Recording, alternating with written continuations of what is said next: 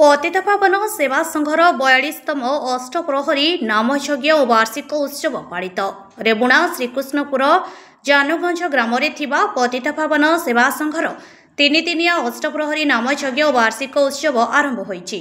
10 तारिख सोमवार सर्वयज्ञर अधिवास दरिद्र नारायण सेवा करा जायथिबा बेले 11 तारिख मंगलवार विश्वशांति महायज्ञ अष्टप्रहरी नामयज्ञ सुनामधन्य ब्राह्मणों द्वारा अनुष्ठित होइथिबा बेले शताधिक भक्तों को प्रसाद वितरण करा जायथिला।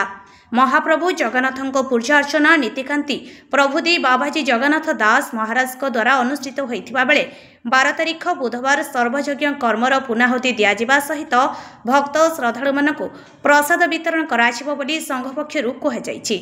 एही आध्यात्मिक कार्यक्रम को बाबाजी जगन्नाथ दास महाराज को परिवार समस्त सदस्य और बाबा शिष्य माने परिचालन रे सहयोग करथिले।